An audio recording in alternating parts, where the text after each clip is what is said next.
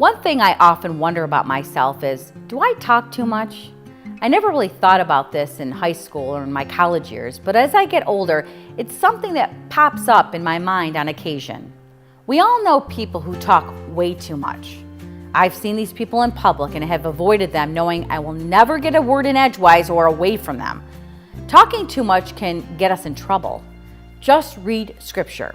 In Proverbs it reads, "Whoever keeps his mouth and his tongue keeps himself out of trouble." I know my tongue has gotten me in trouble. When you learn something the hard way, in an embarrassing way, it is often a lesson you will never forget. I'm slow to respond today. Knowing when to keep quiet can be quite helpful. Even a fool who keeps silent is considered wise, and when he closes his lips, he is deemed intelligent. That's in Proverbs. You may not know if you're one of those people.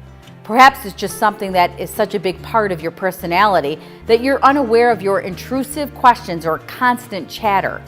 Ask somebody. Ask a sibling or a parent if he or she thinks you talk too much. I'm a firm believer that is what siblings are supposed to do, and parents and children, to tell you the truth so you can improve yourself. When my husband and I were first married, he thought my sisters were, quote, mean to each other.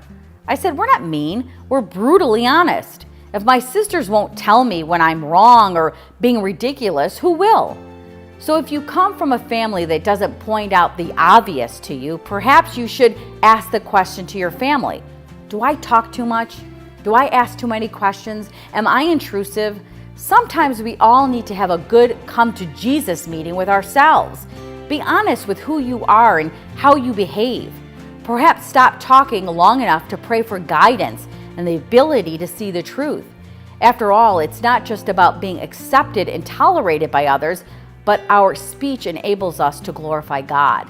In Psalms it reads, "Let the words of my mouth and the meditation of my heart be acceptable in your sight, O Lord, my rock and my redeemer." This has been a Christ-Centered Communication Message. I'm Vanessa Denha-Garmo, a communications evangelist.